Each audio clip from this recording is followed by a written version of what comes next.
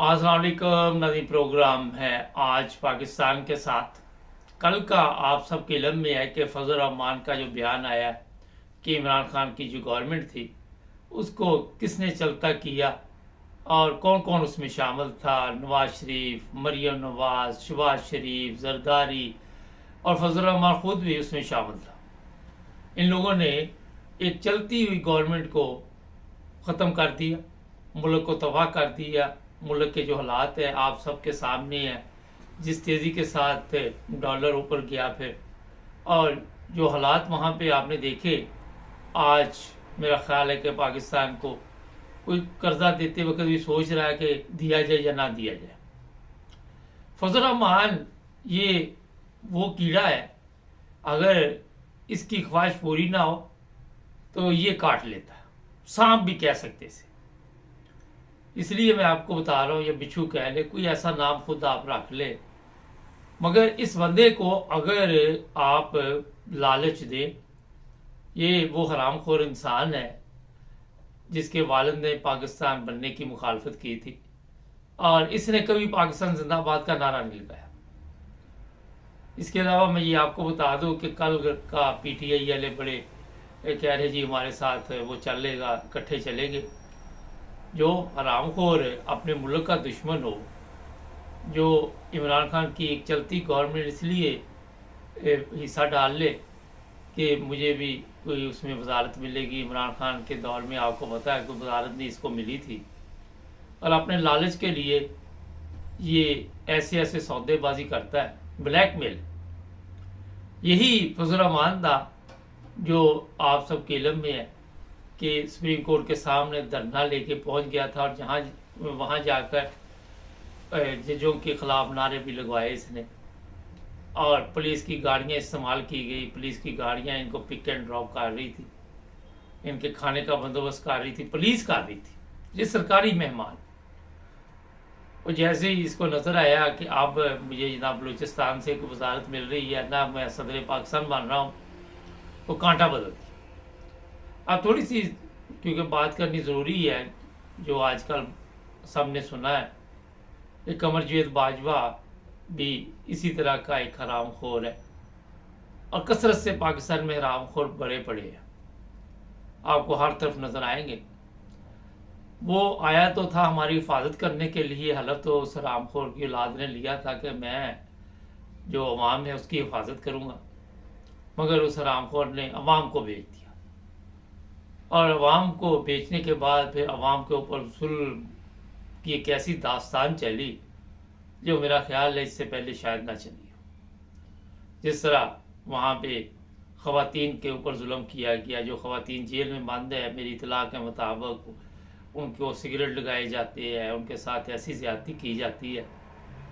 और ये जो कमरजावेद बाजवा है, आपको पता है इसे फ्रांस में गालियाँ पड़ी थी, मगर जूते पड़ने चाहिए थे सरामपुर को, नॉर्मल जूतों का हकदार है, लेकिन कभी मौका मिला किसी को तो वो भी मार देगा कहीं पे उसको, अगर चांस मिल गया तो। मतलब जूते यही होते हैं कि शर्म दिलानी होती है, मगर ये बगैरत लोग होते हैं, इनको शर्म नहीं आती। जो अपनी धरती माँ को बेच दे उसको कहाँ से शर्म आएगी, मुझे बताइए।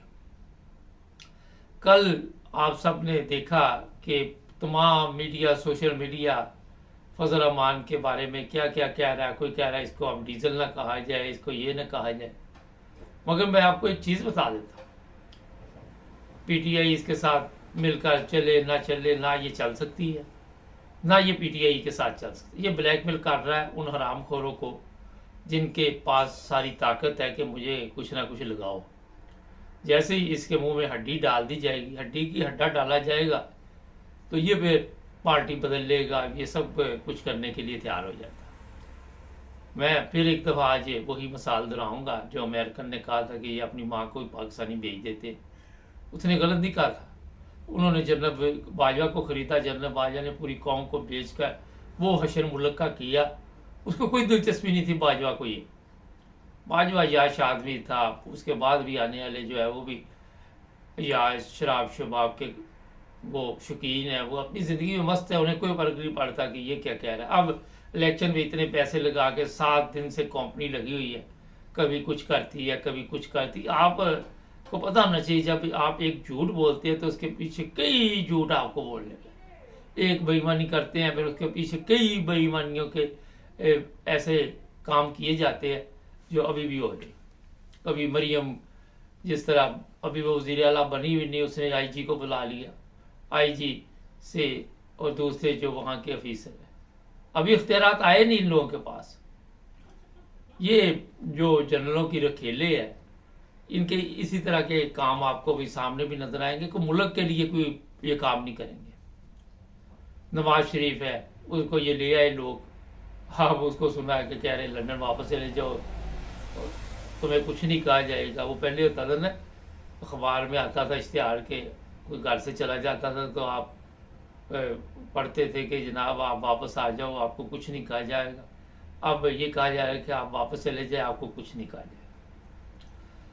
नाज़रीन, पाकिस्तान में जो इस वक्त हालात बने हुए आप सबके इल्म में है कि हम बाहर नहीं उससे निकल पा रहे, हम निकलने का सोच भी नहीं रहे। किसी की इस तरह तवज्जो नहीं है कि हम वहाँ से बाहर निकल आए।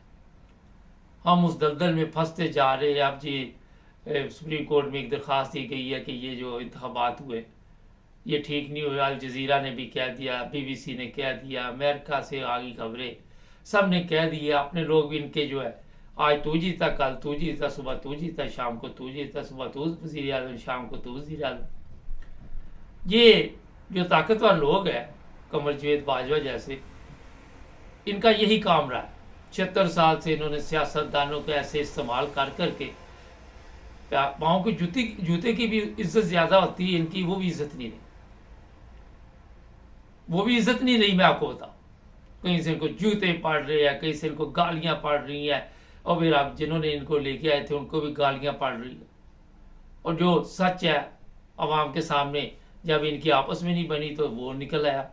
अभी ये आधा सच है, बाकी का भी अभी आपको पता चल जाएगा। और 9 मई वाला जो काम हुआ वो कहाँ से प्रोग्राम बना, ये मुकम्मल एक झूठ का पलंदा बनाया गया और उस बार फिर अमल किया गया। किसी को शर्म नहीं आई कि हमने इस वतन के लिए हलफ उठाया हुआ है, हमारे अदारे की इज्जत है, हमारे अदारे की इज्जत खाक में मिल जाएगी। किसी को इस तरह तवज्जो नहीं है। बगैरत लोग, पता नहीं किन माओं के बच्चे यहाँ तक ये पहुँच गए जिनको अपने माँ बाप की इज्जत का भी ख्याल नहीं। मैं बड़े अच्छे तरीके से ज़रा आसान लफ्ज़ों में आपको समझा दूं। जो अच्छे माँ बाप होते हैं उनकी, ठीक है अपने तक आप कोई अगर गलती करते तो ठीक है, मगर पूरी कौम का बेड़ा गर्क कर दी। जो अच्छे माँ बाप होते हैं वो इस तरह की औलाद पैदा नहीं करते जो नसूर बन जाए मुल्क के। हर तरफ आपको नजर आएंगे कहीं पे कोई काम डाल रहा है, कोई कमी, सुबह से शाम तक झूठ, इलेक्शन कमीशन झूठ, वो अदारा झूठ, ये अदारा झूठ, तमाम इदारों में झूठ के सुबह सुबह लेक्चर शुरू हो जाते हैं, कहानियां, मीडिया हमारी झूठ। और आप सबको ये तो पता है कि झूठ के जरिए कोई काम डाला जाए तो वो कितनी देर तक कायम रहता है। आप फजल रहमान के पास, इनको भी पता ताकत है, बच्चे उसके पास है स्कूलों के और मदरसे के, अब उससे ये डर रहे हैं क्योंकि वो निकलेगा और ये करेगा। और अभी मैं आपको एक और बता देता हूँ बात कि फजल रहमान ले लेगा इनसे जो चाहिए। इनको भी पता है कि इसको किस किस्म की हड्डी चाहिए। जो हड्डी डालते हैं उनको भी पता कि हमें किस किस्म की हड्डी ऊपर से मिली हुई है, हड्डी प्रोग्राम चल रहा है। तो ये फजल रहमान का जो इस अगर काम चल रहा है, PTI वाले इनके साथ मिलकर आगे चलना चाहते, जो उनका नहीं हुआ आपका कहाँ से होगा मुझे बताइए। कल को आपके मुतल्लिक भी इसी तरह ये इस्तेमाल करेगा, ब्लैकमेल करेगा, अपनी मर्जी के साथ ये आएगा। सीटें इसके पास कितनी है, फसाद सिर्फ डाला जाएगा। और जब तक पाकिस्तान में बिल्कुल साफ शफाफ इलेक्शन नहीं होंगे, झूठे मुकदमात इमरान खान पे जिस तरह या दूसरे भी हैं उनको ख़त्म नहीं किया जाएगा, ये 7 अरब के 70 अरब के जितने मर्जी इलेक्शन में लगाते हैं, इनके कौन से बाप की कमाई है? कोई जेब से दी है? कर्जा दे देगा कोई मुल्क हमें? और फिर क्योंकि बड़े बड़े बाहर के ममालिक में भी ऐसे ऐसे एजेंट बैठे हुए हैं अपनी दिहाड़ी के चक्कर में, अपने पैसे बनाने के चक्कर में, उनको इस तरह के चाहिए। सूदखोर, आपको पता है एक दफ़ा सूदखोरों के जंगल में आप फंस जाएं तो फिर आपको रास्ता नहीं मिलता। हमारे चैनल को सब्सक्राइब करें। इंग्लैंड में कैसा वाक़या नाज़रीन पेश है, बहुत ही तकलीफ दे वाक़या। अभी थोड़ी देर तक आपकी आवाज़ में आपको बताते हैं, जुड़े रहें हमारे साथ।